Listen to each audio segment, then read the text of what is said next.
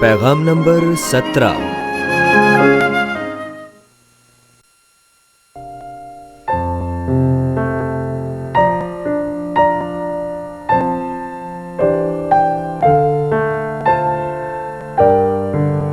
یوحنا تیسرا باب 28 سے 30 آیات۔ تم خود میرے گواہ ہو کہ میں نے کہا میں مسیح نہیں مگر اس کے آگے بھیجا گیا ہوں۔ جس کی دلہن ہے وہ دلہا ہے، مگر دلہا کا دوست جو کھڑا ہوا اس کی سنتا ہے، دلہا کی آواز سے بہت خوش ہوتا ہے۔ بس میری یہ خوشی پوری ہو گئی۔ ضرور ہے کہ وہ بڑھے اور میں گھٹوں۔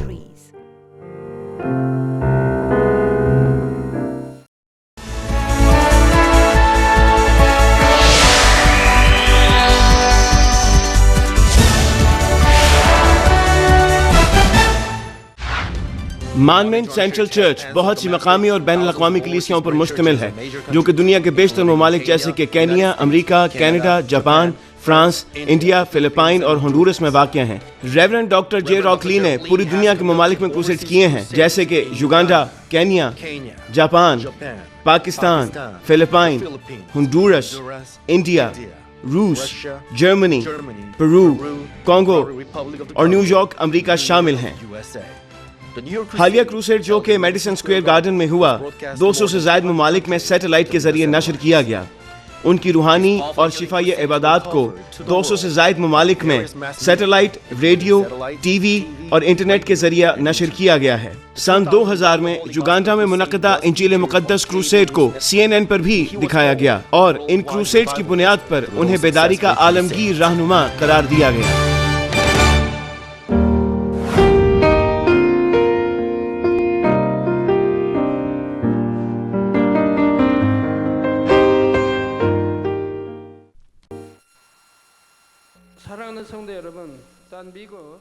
مسیح میں عزیز بہنوں اور بھائیوں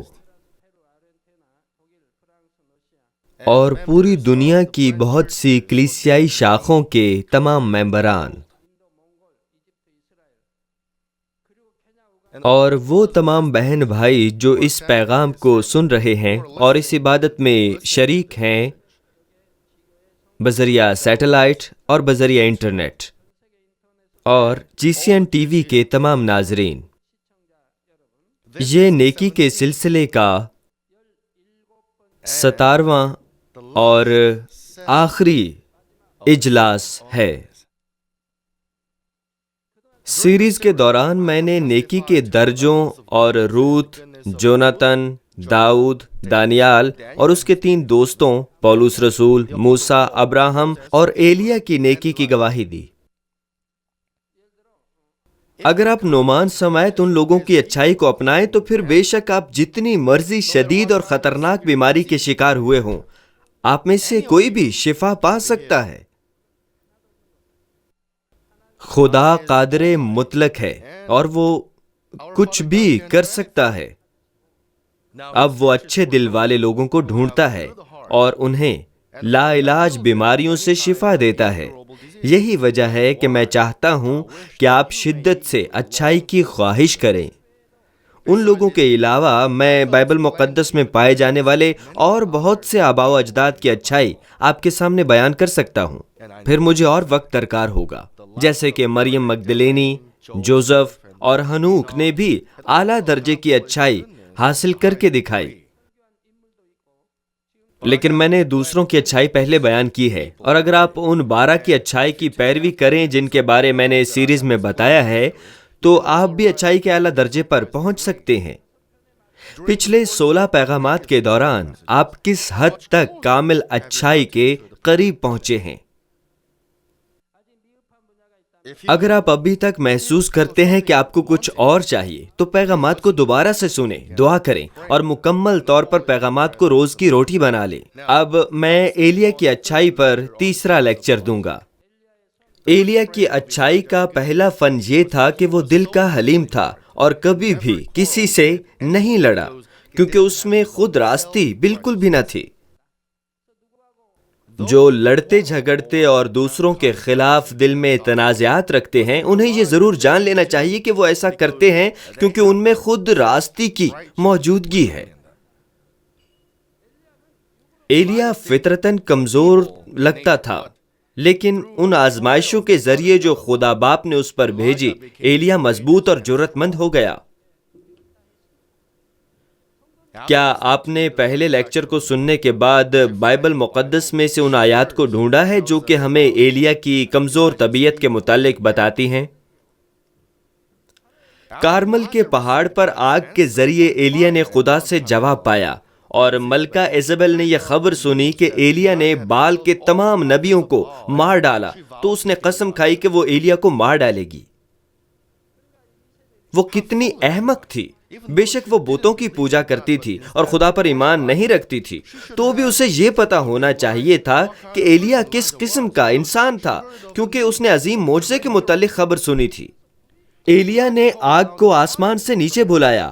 850 نبی جو اس کے قابو میں تھے، انہوں نے بھی آگ کو نیچے اتارنے کی ناکام کوشش کی، لیکن ان میں سے کوئی بھی ایسا نہ کر سکا، لیکن صرف ایلیا ہی یہ کر سکا۔ پھر چاہیے یہ تھا کہ وہ جانتی کہ وہ کون تھا۔ اسے لعنت، گالی یا چھونا نہیں چاہیے تھا۔ اسے اعتراف کر لینا چاہیے تھا کہ جس خدا کی وہ پرستش کرتا ہے وہ سچا خدا ہے۔ اس کی بجائے اس نے ایلیا کو مارنے کی قسم کھائی۔ وہ کتنی احمق تھی! میں چاہتا ہوں کہ آپ میں سے کوئی بھی ایسا نہ کرے۔ ایسے کام تباہی کی طرف لے جاتے ہیں۔ اس لیے ملکہ ایزابل عقل مند نہیں بلکہ بے وقوف تھی۔ اگر اس نے خدا قادر مطلق باپ کی قدرت کی خبر سنی تھی تو اسے جھکنا اور ہتھیار ڈال دینے چاہیے تھے، بلکہ اس نے کہا کہ وہ خدا کے نبی کو مار ڈالے گی۔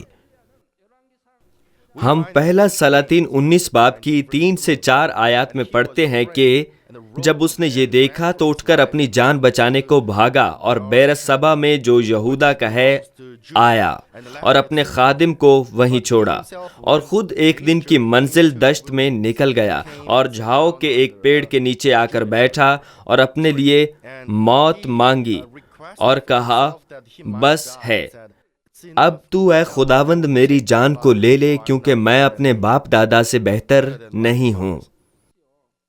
تو کچھ جنگلات میں سفر کرنے والوں کے آرام کے لیے کوئی جگہ نہیں ہوتی۔ جب ہم نے مصر سے اسرائیل میں سفر کیا تو ہم نے نہ ختم ہونے والا ایک جنگل دیکھا،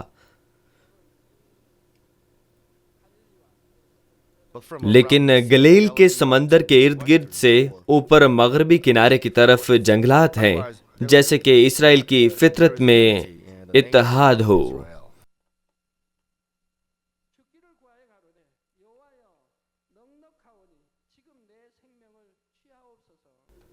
خدا نے ایلیا کے لیے ایک فرشتہ بھیجا اور اسے گرم پتھروں پر بنے ہوئے روٹی کی کیک اور ایک پانی کے مٹکے سے سیر کیا، اور نبی اس خوراک کی طاقت کی وجہ سے 40 دن اور 40 رات زندہ رہ سکا۔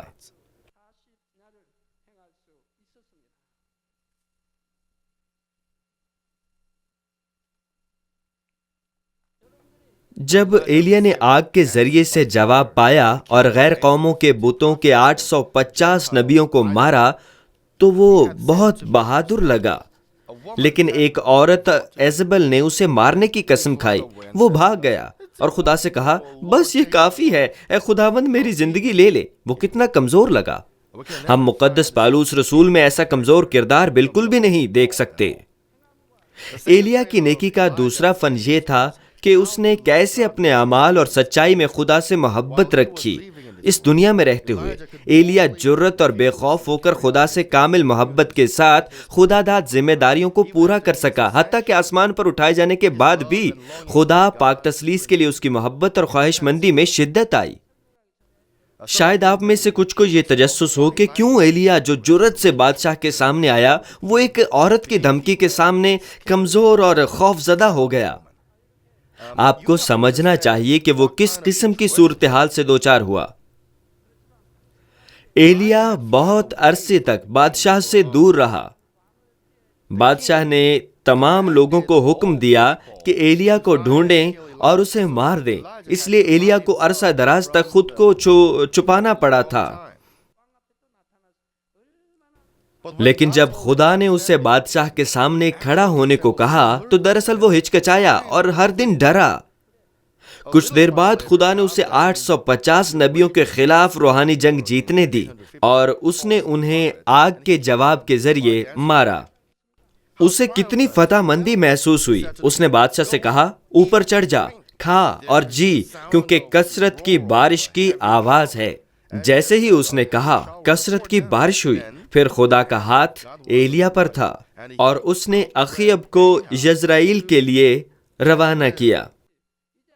اب اسے توقع تھی کہ وہ پرسکون ہے، بادشاہ اس سے ڈرے گا اور لوگ خدا کو ڈھونڈیں گے، لیکن اسے سکون کے لیے ایک لمحہ بھی نہیں ملا۔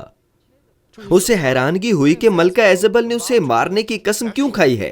اصل میں اسے آرام کی ضرورت تھی تاکہ وہ اپنی قوت بحال کر سکے، لیکن اس سے پہلے کہ وہ اپنی جان کو آرام دیتا، ایزبل نے اسے مارنے کی دھمکی دی۔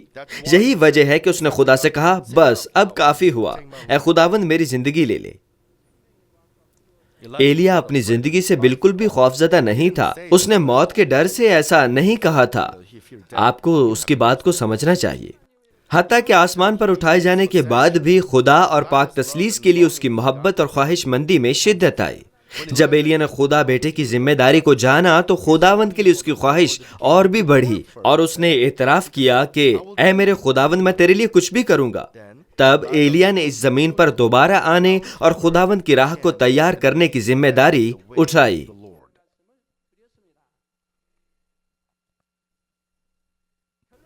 ایلیا یوحنا بپتسمہ دینے والے کی صورت میں اس دنیا میں دوبارہ آیا۔ اس نے ایمانداری سے خداوند کی راہ کو تیار کرنے کی ذمہ داری نبھائی اور شہید ہوا۔ ایلیا کی اچائی کا تیسرا فن یہ تھا کہ جب وہ یوحنا بپتسمہ دینے والا بن کر اس دنیا میں دوبارہ آیا تو اس نے خداوند کی راہ کو تیار کرنے کی خداداد ذمہ داری کو ایمانداری سے نبھایا۔ ایلیا کی اچائی کا یہ تیسرا فن ہمارے لیے جو آج کے دن تک زندہ ہیں اور ہمارے خداوند کی دوسری آمد کے منتظر ہیں بہت ضروری ہے۔ میں آپ کو ہمارے خداوند کے نام سے برکت دیتا ہوں اور دعا کرتا ہوں کہ یہ پیغام آپ کے لیے حقیقی زندگی اور قوت ہو، اور جس خدا نے ایلیا نبی کو پیش قیمت جانا، اسی طرح آپ میں سے ہر ایک کو بھی جانے۔ عزیز سامعین، پچھلی دفعہ میں نے واضح کیا تھا کہ کیسے ایلیا جو کہ زندہ آسمان پر اٹھایا گیا تھا دنیا میں دوبارہ پیدا ہو سکا۔ جب اس کے لیے نئی زندگی حمل میں آئی تو جو روح خدا نے بھیجی اس میں ایلیا کا دل تھا۔ کیونکہ بچے کو اپنے والدین سے وراثت میں موروثی خصوصیات ملتی ہیں، اس لیے خدا نے اس وقت کا سب سے اچائی پسند شادی شدہ جوڑا چنا۔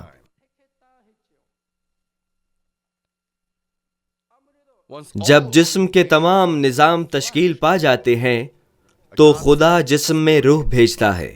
اسی طریقہ کار کے ذریعے خدا نے ایلیا کا دل اس روح میں بھیجا جس کو اس نے نئی زندگی کے ذریعے جسم میں بھیجنا تھا۔ اس لیے اس روح کے ذریعے جس میں ایلیا کا دل پھونکا گیا، ایلیا کی فطرت ظاہر ہوئی۔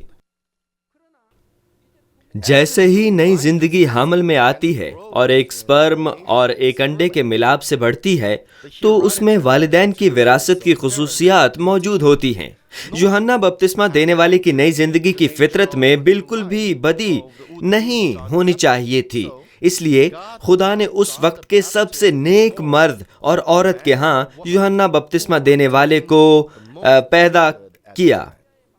لیکن آپ کو ایک بات سمجھنی چاہیے کہ یوحنا بپتسمہ دینے والے میں ایلیا کے دل کا حصہ آنے کی وجہ سے آسمان سے ایلیا غائب نہیں ہوا۔ ایلیا آسمان میں موجود تھا۔ جب یوحنا بپتسمہ دینے والا شہید ہوا تو اس کی روح آسمان میں پہنچ کر ایلیا کی روح کے ساتھ مل گئی۔ خدا باپ، بیٹا اور روح القدس اس کی روح کو سینکڑوں میں، ہزاروں میں یا 10,000 حصوں میں تقسیم کر سکتے ہیں،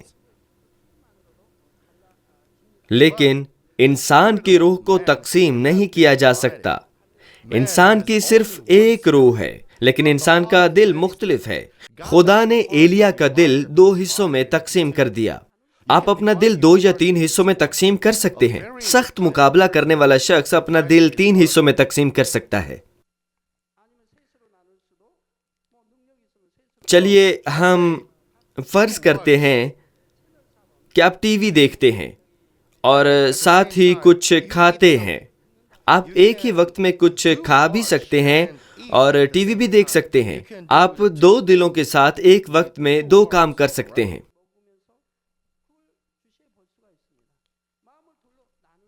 تو چلیے آگے چلتے ہیں. آپ اپنی سوچوں کو بھی تقسیم کر سکتے ہیں. آپ میں سے جن میں بہت سی قابلیتیں ہیں، آپ اپنی سوچوں کو 3 میں تقسیم کر سکتے ہیں. آپ اپنی سوچوں کو 3 سے زیادہ میں تقسیم نہیں کر سکتے کیونکہ اس کے لیے آپ کی قابلیت کافی نہیں. آپ میں سے کچھ لوگ اپنی سوچوں کو اچھے طریقے سے تقسیم نہیں کر سکتے. ہم اپنے دل کو 2 یا 3 میں تقسیم کر سکتے ہیں. فرض کریں آپ کو بہت بھوک لگی ہے اور آپ کے سامنے بہت سے مزیدار کھانے پڑے ہیں. ایک آدمی کھانے کی بہت لمبی دعا کرنا شروع کر دیتا ہے. پھر آپ میں سے کچھ لوگ دعا کرتے ہیں لیکن ساتھ ہی ساتھ مختلف طریقے سے سوچتے بھی ہیں. آپ شاید سوچتے ہیں کہ کاش دعا جلدی ختم ہو جائے، ہے نا؟ زیادہ طلب میں ایسا ہی ہوتا ہے. عزیز سامعین، اب میں اس بات کی وضاحت کروں گا کہ کیسے ایلیا آسمان پر زندہ اٹھانے کے بعد اس زمین پر یوحنا بپتسمہ دینے والے کی صورت میں واپس آیا. یوحنا بپتسمہ دینے والے کے والدین زکریا کاہن اور اس کی بیوی الشبا تھی. لوکا پہلے باب کی 6 آیت میں ہے کہ اور وہ دونوں خدا کے حضور راست باز اور خداوند کے سب احکام و قوانین پر بے عیب چلنے والے تھے. کچھ لوگ بائبل مقدس میں لکھی گئی اس بات کو کہ کوئی بھی راست باز نہیں ہے غلط سمجھتے ہیں. وہ شکایت کرتے ہیں کہ ہمارے خداوند نے واضح طور پر بیان کیا ہے کہ کوئی بھی راست باز نہیں ہے، لیکن کیوں کچھ لوگ انہیں راست باز کہتے ہیں؟ وہ اس لیے کہتے ہیں کیونکہ وہ ہر چیز کو شکایت اور تنقیدی نگاہ سے دیکھنے کے عادی ہیں. آپ میں سے ہر ایک کو یہ سمجھنا چاہیے کہ کیوں بائبل مقدس کہتی ہے کہ کوئی بھی راست باز نہیں. کیا پھر کوئی بھی راست باز نہیں تھا؟ راست باز لوگ تھے. ہمیں نوح اور ابراہم جیسے لوگ بہت سے ملتے ہیں. زکریا کاہن اور اس کی بیوی الشبا دونوں ہی خدا کے حضور راست باز تھے کیونکہ وہ خداوند کے سب احکام و قوانین پر بے عیب چلنے والے تھے. اس لیے خدا نے انہیں راست باز جانا. وہ خدا کے حضور راست باز ٹھہرے. اس لیے آپ میں سے کسی کو بھی غلط نہیں سمجھنا چاہیے کہ کیوں کوئی دعویٰ کرتا ہے کہ وہ راست باز ہے جبکہ بائبل مقدس کہتی ہے کہ کوئی بھی راست باز نہیں. آپ کو مکمل طور پر بائبل مقدس کو سمجھنا چاہیے. پھر بائبل مقدس کیوں کہتی ہے کہ کوئی راست باز نہیں؟ آپ کو وجہ معلوم ہے. جب آپ پیدا ہوتے ہیں تو آپ اپنے والدین سے وراثت میں ان کی خصوصیات اور گناہ آلودہ فطرت بھی پاتے ہیں. آپ کو موروثی گناہ دیا گیا ہے اور آپ اپنی زندگی میں خود بھی مسلسل گناہ کرتے ہیں. اس لیے بائبل مقدس کہتی ہے کہ کوئی بھی راست باز نہیں. لیکن پیدائش کے بعد ہر فرد مختلف ہوتا ہے. وقت گزرنے کے ساتھ کچھ لوگ نیک اور کچھ بد بن جاتے ہیں. یہ فرق ان کے والدین اور پرورش کے پس منظر کے لحاظ سے مختلف ہوتا ہے. اگر آپ نیک ماں باپ کی اولاد ہیں اور انہوں نے آپ کو صرف خدا کی سچائی کے کلام کی تعلیم دی ہے تو آپ اپنے والدین سے وراثت میں ملی گئی تھوڑی سی بدی کو بڑی آسانی سے دور کر سکتے ہیں. آپ دوسروں کی نسبت اسے آسانی سے کر سکیں گے. اگر آپ کو پیدائش سے لے کر خدا کے کلام اور احکام اور اچھائی کی تعلیم دی گئی ہے تو پاک صاف ہونے کے لیے آپ کو صرف اس تھوڑی سی بدی کو چھوڑنا ہے جو آپ کے اندر پوشیدہ ہے. پھر آپ بدی سے پاک فرد بن جائیں گے. جب آپ بدی کے بغیر فرد بن جائیں گے تو آپ خدا کی نگاہ میں راست باز ٹھہریں گے. آدمی ہوتے ہوئے کوئی بھی راست باز نہیں، لیکن ہم خدا کے کلام کے ذریعے خود کو راست باز انسان میں بدل سکتے ہیں. ہم ایمان سے راست باز ٹھہر سکتے ہیں. بائبل مقدس بتاتی ہے کہ دل سے انسان ایمان رکھتا ہے اور اس کا نتیجہ راست بازی ہے، اور منہ سے جس سے وہ اعتراف کرتا ہے کا نتیجہ نجات ہے. اگر آپ دل سے ایمان رکھتے ہیں تو ضروری ہے کہ آپ صرف نور میں ہی نہ چلیں اور خدا کے احکام ہی نہیں مانیں بلکہ بدی اور گناہ کو بھی چھوڑیں. پھر آپ راست باز ٹھہرائے جائیں گے. اس لیے اگر آپ اپنے منہ سے اقرار کرتے ہیں کہ یسوع مسیح خداوند ہے تو آپ نجات پائیں گے. اگر آپ علم کی طرح یا اپنی سوچوں سے ایمان رکھیں تو نہ تو آپ راست بازی کے درجے تک پہنچ سکتے ہیں اور نہ ہی راست باز ٹھہرائے جا سکتے ہیں۔ اس لیے ایمان مردہ تصور کیا جاتا ہے اور یہی سمجھا جاتا ہے کہ آپ ایمان نہیں رکھتے، اور اس قسم کے ایمان سے آپ نجات نہیں پا سکتے۔ تاہم الشبا بانجھ تھی اور دونوں کو بوڑھے ہونے کے باوجود کوئی بچہ نہیں تھا۔ پھر مقرب فرشتہ جبرائیل زکریا پر ظاہر ہوا اور کاہن کو بتایا کہ شادی شدہ جوڑا بہت جلد ایک بچے کو جنم دے گا۔ لوکا پہلے باب کی 13 سے 17 آیات کہتی ہیں، اے زکریا خوف نہ کر، کیونکہ تیری دعا سن لی گئی، اور تیرے لیے تیری بیوی الشبا کے بیٹا ہوگا، تو اس کا نام یوحنا رکھنا، اور تجھے خوشی و خرمی ہوگی، اور بہت سے لوگ اس کی پیدائش کے سبب سے خوش ہوں گے، کیونکہ وہ خداوند کے حضور بزرگ ہوگا، اور ہرگز نہ میں نہ کوئی اور شراب پیے گا، اور اپنی ماں کے پیٹ ہی سے روح القدس سے بھر جائے گا، اور بہت سے بنی اسرائیل کو خداوند کی طرف جو ان کا خدا ہے پھیرے گا، اور وہ ایلیا کی روح اور قوت میں اس کے آگے آگے چلے گا کہ والدوں کے دل اولاد کی طرف اور نافرمانوں کو راست بازوں کی دانائی پر چلنے کی طرف پھیرے، اور خداوند کے لیے ایک مستعد قوم تیار کرے۔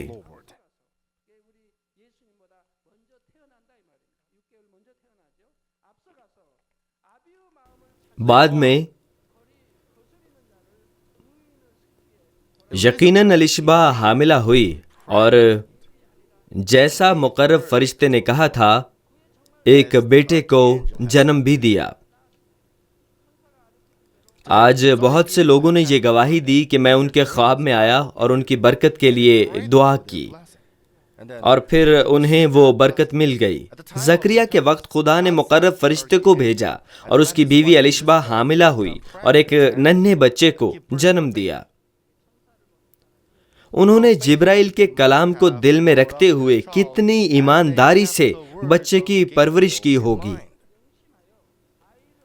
ان کے دل کتنے نیک تھے اور وہ خداوند کے احکام و قوانین پر بے عیب چلے۔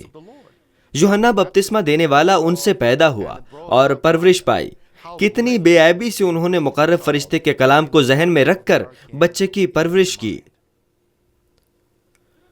پھر ہمیں لوکا پہلے باب کی 80 آیت میں ملتا ہے کہ اور وہ لڑکا بڑھتا اور روح میں قوت پاتا گیا اور اسرائیل پر ظاہر ہونے کے دن تک جنگلوں میں رہا۔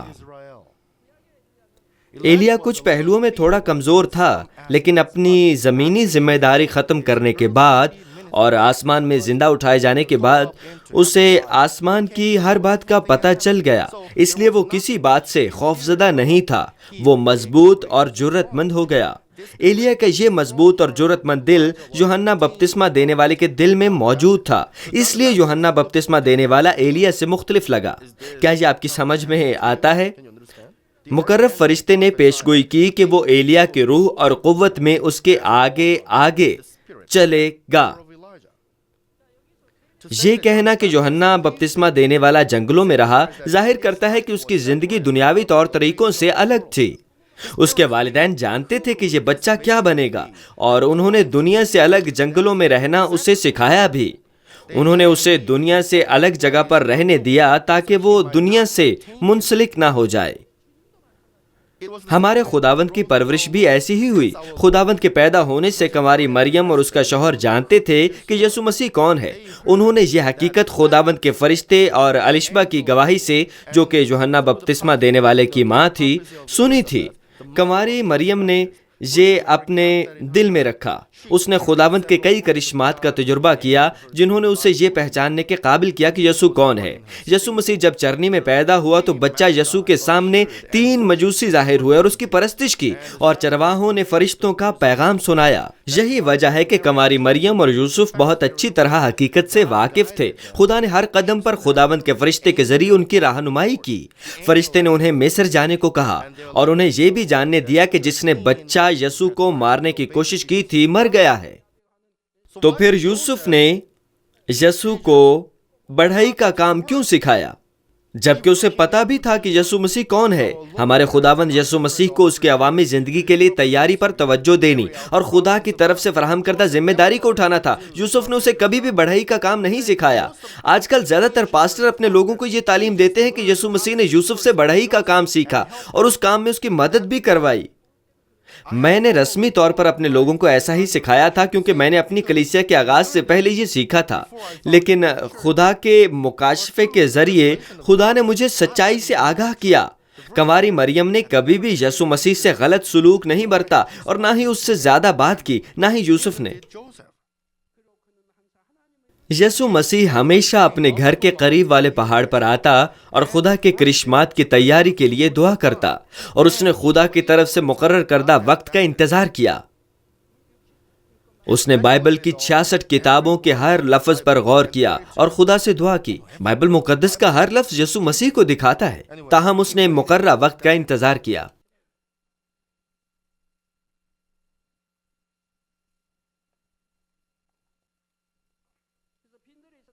یوحنا بپتسمہ دینے والا جنگلوں میں رہا اور اس کی زندگی دنیا کے ان رستوں سے الگ تھلگ تھی۔ اس طرز حیات میں یوحنا بپتسمہ دینے والے نے ہمیشہ خدا سے روحانی رابطہ قائم رکھا اور اسے پتا تھا کہ وہ کب اسرائیل پر ظاہر ہوگا۔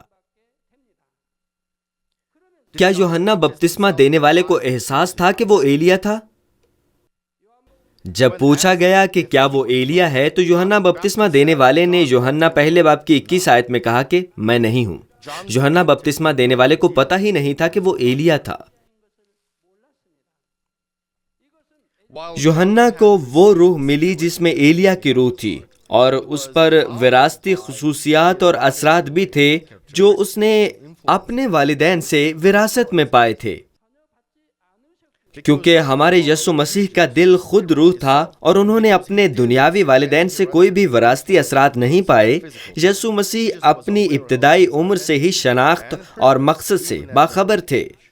ہم یہ اس واقعے سے جانتے ہیں جو اس وقت پیش آیا جب یسوع مسیح 12 سال کے تھے۔ جب یسوع 12 برس کے ہوئے تو یوسف اور کنواری مریم نے عید فصح کی رسم کے مطابق یسوع مسیح کو یروشلم لے گئے۔ انہوں نے غلطی سے یسوع مسیح کو پیچھے چھوڑ دیا اور کچھ دنوں کے بعد یروشلم کی ہیکل کو واپس لوٹے۔ جب کنواری مریم نے اسے کہا کہ وہ بے چینی سے اسے ڈھونڈ رہے تھے تو اس نے انہیں جواب دیا، تم مجھے کیوں ڈھونڈ رہے تھے؟ کیا تمہیں پتا نہیں تھا کہ مجھے اپنے باپ کے گھر ہونا ضرور ہے؟ جب انہوں نے عید کے تمام ایام گزارے اور یروشلم سے روانہ ہوئے تو انہیں پتا چلا کہ یسوع مسیح ان کے ساتھ نہیں ہے۔ بعد میں انہیں وہ لوگوں میں سے نہیں ملا اور اسے ڈھونڈتے ہوئے وہ واپس یروشلم آئے۔ 3 دنوں کے بعد انہوں نے اسے خدا کی ہیکل میں استادوں کے درمیان بیٹھے پایا۔ کنواری مریم نے اس سے پوچھا، بیٹا تم نے ہمارے ساتھ ایسا کیوں کیا؟ دیکھو تمہارا باپ اور میں تجھے بے چینی سے ڈھونڈ رہے تھے۔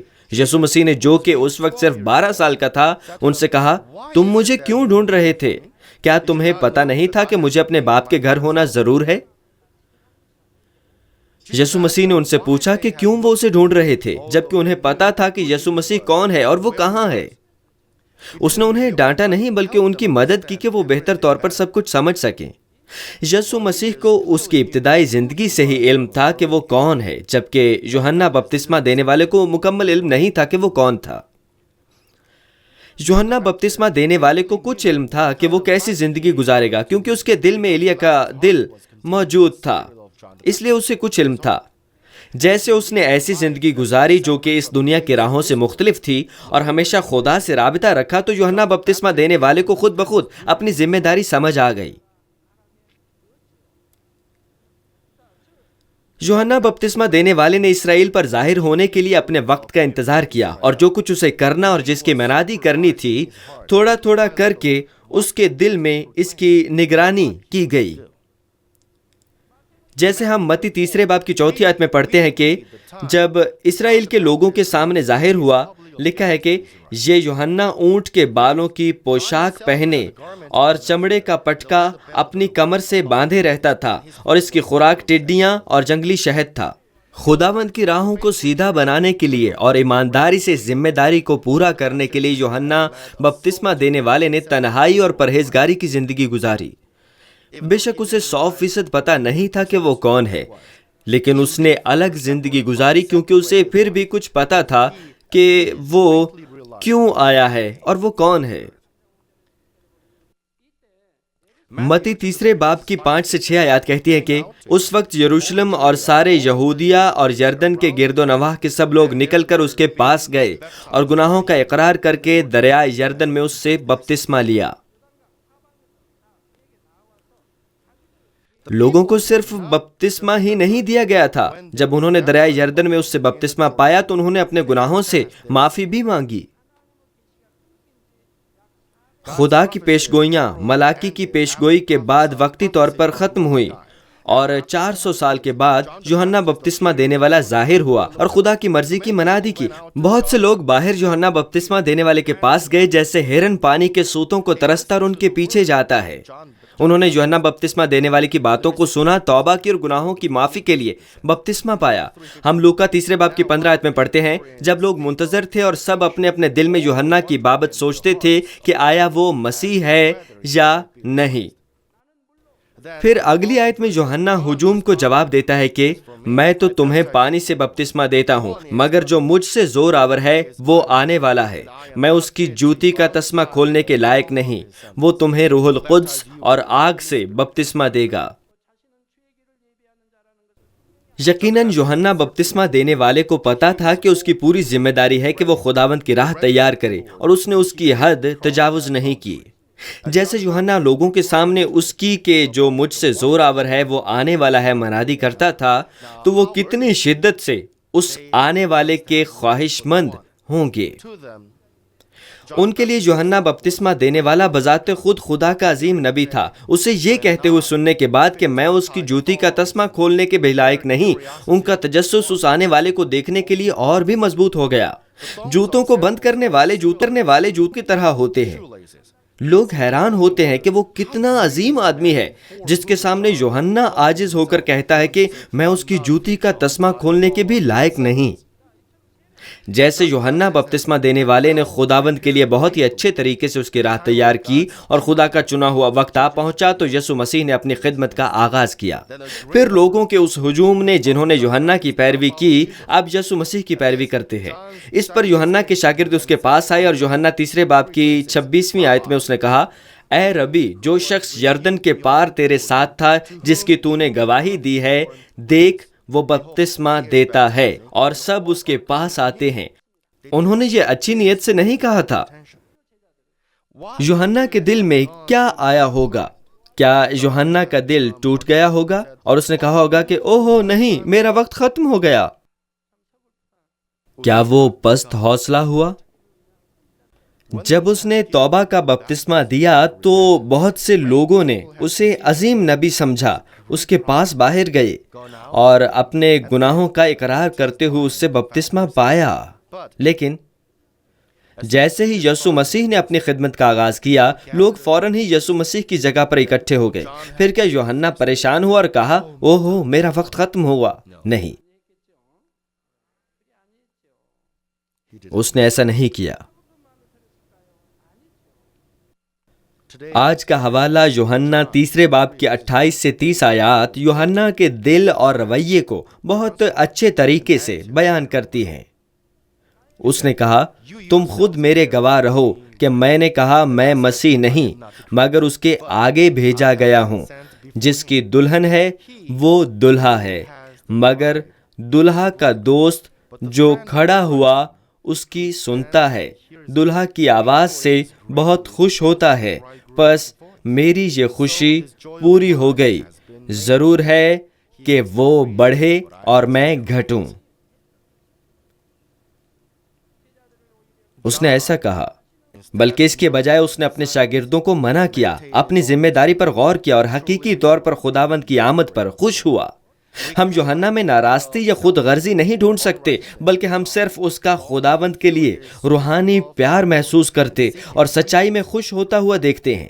یوحنا بپتسمہ دینے والے کی خداوند کے لیے محبت یکساں رہی، حتیٰ کہ قید خانے میں جانے کے بعد اور ایک شہید کی طرح مرنے کے بعد بھی۔ ہمارا خدا باپ یوحنا کی خداوند کی راہ کو تیار کرنے کی ذمہ داری کو ایمانداری سے نبھانے پر اس کو راست مانتا ہے۔ عزیز بہنوں اور بھائیوں، ہم آخری ایام میں رہ رہے ہیں اور تمام ایمانداروں کی ذمہ داری ہے کہ وہ خداوند کی راہ کی تیاری کریں جو کہ دوبارہ آتا ہے۔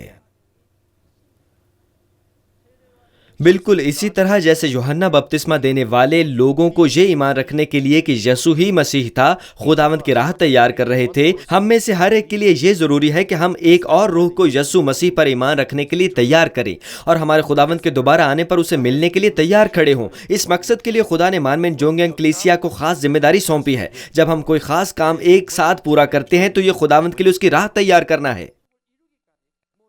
پاک انجیل کو دنیا کے دور دراز حصوں تک پہنچانا اور ہر قدم پر گرینڈ سینچری کی تعمیر کی طرف بڑھانا براہ راست روحوں کی نجات سے منسلک ہیں۔ یہی وجہ ہے کہ کلیسیا میں بہت سے شعبہ جات اور تنظیمیں ہیں، اور جب ہر فرد ایمانداری سے اپنی ذمہ داری پورا کرتا ہے تو پوری کلیسیا اس ذمہ داری کو پوری کرتی ہے۔ پاسٹر اور کلیسیا میں کام کرنے والوں کو اپنی ذمہ داری نبھانی ہوتی ہے، اس لیے بے شک آپ کے ذمے کوئی خاص ذمہ داری نہیں لگائی گئی، پھر بھی خدا پر ایمان رکھنے والوں کی ذمہ داری ہے کہ انجیل کو پھیلائیں اور دنیا کا نمک اور نور بنے، اور یہ چھوٹی ذمہ داری یا کام نہیں ہے۔ بے شک آپ کو کسی بھی طرح کی ذمہ داری سونپی گئی ہو، جب آپ میں سے ہر ایک یوحنا بپتسمہ دینے والے کی طرح اپنی ذمہ داری کو ایمانداری سے نبھاتا ہے تو آپ خداوند کی راہ کو بہت اچھے طریقے سے تیار کریں گے۔ اگر آپ ان کی ذمہ داریوں کو ایمانداری سے آخری لمحے تک نہیں کریں گے کیونکہ آپ کا دل مغرور ہو گیا ہے، یا آپ میں سے شاید کچھ اصل اور حقیقی مقصد سے منحرف ہو جائیں کیونکہ آپ اپنی خود غرضی کی وجہ سے اپنا فائدہ تلاش کرتے ہیں، آپ کو چاہیے کہ اپنے دل میں بغیر کسی خود غرضی کے خود کو حلیم بنائیں، اور جس طرح یوحنا بپتسمہ دینے والے نے خدا کا قیمتی برتن ہونے کے لیے خداوند کی حمد و تعریف کی، آپ کو بھی کرنی چاہیے۔ جب ہم کچھ ایسا کرتے ہیں جس سے خدا باپ کو جلال ملے تو وہ ہمیں اور جلال دے گا۔ اس لیے آپ کو شہرت اور عزت پانے کی طرف توجہ نہیں دینی چاہیے۔ میرا یہ مطلب نہیں کہ آپ کو بالکل بھی آسمانی جزا کی توقع نہیں کرنی چاہیے۔ میرا یہ مطلب ہے کہ آپ کو سب کچھ صرف اور صرف خدا کے جلال کے لیے ایک سچے دل کے ساتھ اور بغیر کسی خود غرضی اور اپنے جلال کی خواہش کے کرنا چاہیے۔ در حقیقت ہم جو کہ خدا کے بچے ہیں، ہمیں خدا کے جلال کو تلاش کرنا ہے۔ بے شک ہم کھائیں یا پئیں یا ہم سوئیں یا جاگیں، جو کچھ بھی ہم کریں ہم اپنے آپ کو خدا کے جلال کے لیے وقف کریں۔ ہم میں سے کسی کو بھی خود غرض خواہشات یا جسمانی خوشی کو نہیں ڈھونڈنا چاہیے۔ مزید برآں، اگر آپ کے ساتھ کام کرنے والے خدا کے نام کو زیادہ جلال دے سکتے ہیں تو آپ کو اس قابل ہونا چاہیے کہ آپ مخلص خوشی اور شکر گزاری میں انہیں ان کے حقوق دیں۔ یہ حقیقت میں ایک بڑا دل ہے۔ اگر آپ حقیقت میں خدا باپ سے دل سے پیار کرتے ہیں تو آپ کو یہ سوچنے سے زیادہ زور دینا چاہیے کہ کیسے میں خدا کے جلال کو زیادہ ظاہر کر سکتا ہوں اور کہ میں اس کے لیے اور کتنا کام کر سکتا ہوں۔ یہ اس کا دل ہے جو اپنے جلال کے بجائے خداوند کے جلال کی تلاش کرتا ہے۔ جب سالانہ جنرل اسمبلی میں نئے رہنما انتخاب یا تقرری کے ذریعے چنے جاتے ہیں تو اگر آپ میں سے ہر کوئی یوحنا بپتسمہ دینے والے کی طرح کا دل رکھتا ہے تو ہر پہلو میں امن چھا جائے گا اور ہم خدا کو عظیم جلال دیں گے۔ آپ اس پر اپنا دھیان نہیں لگائیں گے کہ کس قسم کی ذمہ داری آپ کو دی گئی ہے، بلکہ خدا کی بادشاہی اور خداوند کے جلال کے لیے اچھے رہنما ہونے کے لیے چنے جانے کی خواہش کریں۔ یہ خداوند کی غیرت کے لیے اپنے آپ کو ختم کرنا یا خود کو غائب کرنا یا ہمارا سکڑنا کیونکہ ہماری غیرت ٹھنڈی پڑ گئی ہے سے مختلف ہے۔ اگر کوئی آپ سے کم قابل شخص لیڈر ہونے کے لیے چنا گیا تو اچھائی کا تصور کیا ہوگا؟ جب آپ اپنی عزت و احترام دوسروں پر ظاہر کرنے کے بغیر رہنما ذمہ داریوں کو پورا کرنے میں اس کی مدد کریں تو یہ حقیقی اچھائی تصور کی جاتی ہے۔ تمام تنظیموں کے درمیان، گھر میں، کام کی جگہوں پر اور ایک ملک میں کچھ ترتیب ہوتی ہے۔ ہر اسکول کی ترتیب ہوتی ہے۔ بے شک اگر ہیڈ ماسٹر کامل نہیں ہے تو نائب ہیڈ ماسٹر یا کوئی دوسرا استاد ماسٹر کی بے عزتی نہیں کر سکتا۔ اگر ایک باپ اچھا نہیں ہے اور اس میں کمزوریاں ہیں تو کیا بچے یہ ہمت کر سکتے ہیں کہ اسے نظر انداز یا رد کریں؟ بالکل بھی نہیں۔ باپ جو بھی حکم خاندان کو دیتا ہے بچوں کو ماننا چاہیے اور بچوں کو بڑوں کی بات ماننی چاہیے۔ کلیسیا میں بھی ایسا ہی ہے۔ کلیسیا میں جن رہنماؤں کو ذمہ داری دی جاتی ہے دوسرے اراکین کو ان کی تابع داری کرنی چاہیے۔ کسی بھی کام کرنے والوں کو اپنے رہنما کی نافرمانی نہیں کرنی چاہیے۔ اگر وہ اپنے رہنما کی نافرمانی کریں گے تو کلیسیا کیسے وجود میں آ سکتی ہے؟ کوئی گھرانہ، نہ کوئی کمپنی اور ملک مضبوط نہیں رہ سکتے۔ جب آپ حکم نہیں مانتے تو اس سے یہ پتہ چلتا ہے کہ آپ بدتمیز اور مغرور ہیں اور امن و سکون برباد کرتے ہیں، اور بالآخر آپ خدا کو غصہ دلائیں گے۔ اگر آپ نے ایک اچھا دل اور آباء و اجداد کا ایمان حاصل کیا ہے تو حتیٰ کہ اگر کوئی کام کرنے والا جس کی قابلیت یا تجربہ کم ہو اور اس کے کام کی وجہ سے آپ کی بجائے اسے شہرت ملے، تو بھی آپ کبھی بھی ناخوشگوار یا مشکل محسوس نہیں کریں گے۔ اگر اس کام کرنے والے کو زیادہ محبت ملتی ہے تو بھی آپ حسد نہیں کریں گے، اس کے بجائے جب اسے زیادہ محبت ملے گی تو آپ اس کے ساتھ خوش ہو سکتے ہیں، کیونکہ آپ کے پاس آباء و اجداد کا دل ہے۔ میں بھی جب پاسٹرز کو ہینڈ کرچیف کروسیڈ یا ہینڈ کرچیف کی عبادات میں بھیجتا ہوں تو ایسا ہی محسوس کرتا ہوں۔ میں ان سے جدا ہونے کے بعد اپنی ساری توانائی کا مرکز پریشانی نہیں بنا لیتا، میں صرف ان کے لیے دعا کرتا ہوں کہ وہ ایمان کے ذریعے تمام آزمائشوں پر غالب آئیں، کیونکہ مجھے پتا ہے کہ بدی کرنے والے نور سے نفرت کرتے ہیں، اور جب خدا کی قدرت ظاہر ہوتی ہے تو ابلیس اور شیطان دشمن اس کے کاموں میں مداخلت کر سکتے ہیں اور شاید وہ مشکلات کا شکار ہوں۔ جب ان پاسٹرز نے ہینڈ کرچیف میٹنگز میں خدا کو عظیم جلال دیا اور روحانی محبت پائی تو میں خوش ہوا اور دل سے شکر ادا کیا۔ میں نے کبھی نہیں سوچا کہ انہوں نے ہینڈ کرچیف پر وہ سب کچھ پایا جس پر میں نے دعا کی تھی، بلکہ میں اسے ایسے پادریوں کو دیکھ کر شکر گزار ہوا اور اسی قوت سے معمور اور پاسٹرز کو دیکھنے کی خواہش بھی کی۔ مزید برآں میں نے ان غیر معمولی معجزات کے لیے جو کہ بائبل مقدس میں لکھے گئے مان من جونگینگ کی کلیسیا کے ذریعے جو ظاہر ہوئے ان کے لیے صرف اور صرف خدا باپ کو جلال دیا اور اس کا شکر ادا کیا۔ میری واحد خواہش خدا کا جلال تھا۔ یوحنا 14 باب کی 12ویں آیت میں یسوع نے فرمایا، میں تم سے سچ کہتا ہوں کہ جو مجھ پر ایمان رکھتا ہے یہ کام جو میں کرتا ہوں وہ بھی کرے گا، بلکہ ان سے بھی بڑے کام کرے گا، کیونکہ میں باپ کے پاس جاتا ہوں۔ میں نے اس کلام کو مضبوطی سے تھام کر ایمان کی بازی لڑی ہے۔ خدا نے عظیم اور عجائب کام حتیٰ کہ تخلیق کی سب سے بڑی قوت کو ظاہر کیا ہے۔ اس دوران میں نے ان میں سے کچھ بھی اپنا نہیں سمجھا۔ میں 7 سالوں سے بیماری کی پریشانی کی وجہ سے موت کا انتظار کر رہا تھا۔ میں یہ بہت ہی اچھی طرح جانتا ہوں کہ جب تک کہ خدا مجھ سے نہ ملتا اور ہمارے خداوند نے مجھے اپنے قیمتی خون کے ذریعے سے میرے گناہوں سے پاک نہ کیا ہوتا تو میں آج یہاں نہ کھڑا ہوتا۔ بے شک میں خدا کے نام کو کتنا ہی جلال کیوں نہ دوں، میں نے کبھی بھی اسے اپنا جلال نہیں سمجھا۔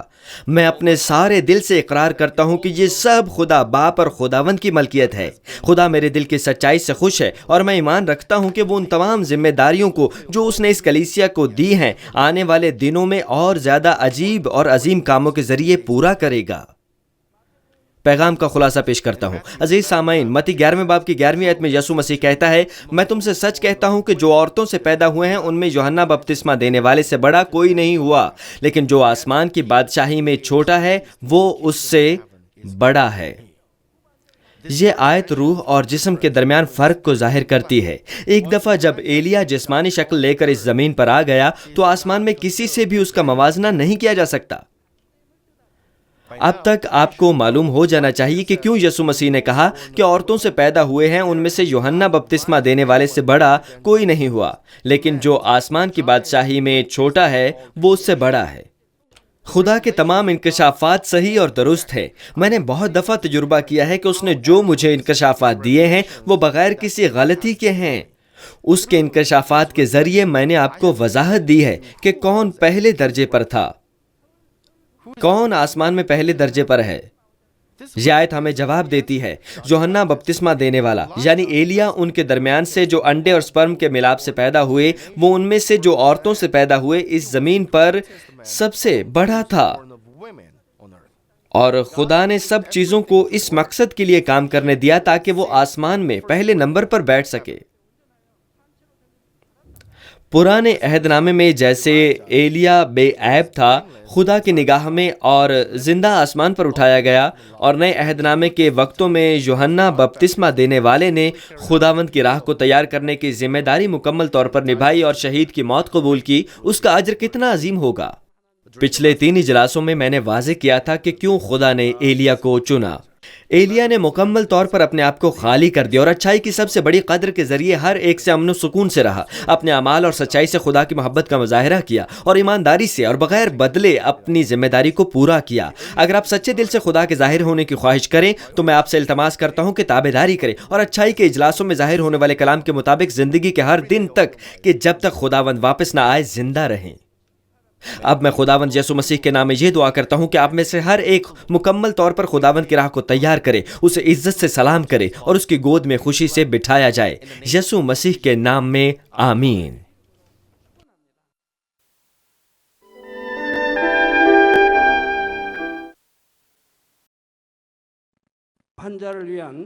بیماروں کے لیے دعا۔ میں ان سب لوگوں کے لیے دعا کروں گا جو بیمار ہیں۔ آپ اپنے بدن کے اس حصہ پر اپنا ہاتھ رکھ لیں جہاں پر بیماری ہے اور اس دعا سے استفادہ کیجیے۔ اگر آپ بیمار نہیں ہیں لیکن اپنی دلی مرادیں پانا چاہتے ہیں تو اپنا ہاتھ اپنے سینے پر رکھ لیجیے۔ خدا کا زندہ کلام وقت اور فاصلے کی قیود سے آزاد ہے اور آپ کے ایمان کے مطابق آپ کے لیے کام کرے گا۔ آپ جہاں کہیں بھی ہوں، اگر ایمان کے ساتھ اس دعا کو قبول کریں گے تو آپ خدا کی قدرت کے حیران کن کام دیکھیں گے۔ ہاللویہ۔ قادر مطلق خدا، تو جو محبت ہے، اپنے بچوں پر اپنے ہاتھ کو رکھ اور تمام GCN دیکھنے والوں پر بھی جو ایمان سے اس دعا کو ٹی وی کے ذریعہ قبول کرتے ہیں۔ اپنا ہاتھ ان پر رکھ اور اپنے عجیب کام جو وقت اور فاصلے کی قیود سے آزاد ہیں ان تمام لوگوں کی زندگیوں میں دکھا جو دنیا کے کسی بھی کونے میں ہیں۔ ان کو ایسا ایمان عطا فرما جس کے وسیلہ سے ان کے تمام شکوک و شبہات ختم ہو جائیں، ان کی زندگی سے تمام دکھ اور مشکلات جاتی رہیں۔ روح القدس کی آگ سے جلا کر اور یسوع کے پاک خون کے وسیلہ سے دھو کر پاک کر دے۔ سر سے لے کر پاؤں تک سارے جسم میں خدا کی عظیم تخلیقی قوت آشکار ہو۔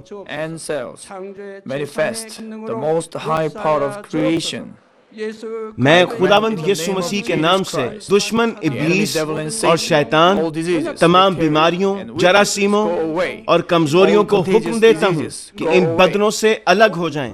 تمام چھوت کی بیماریاں جاتی رہیں۔ ہر وہ بیماری جو لا علاج ہے اور نئی دریافت شدہ بیماریاں روح القدس کی آگ سے جل کر بھسم ہو جائیں۔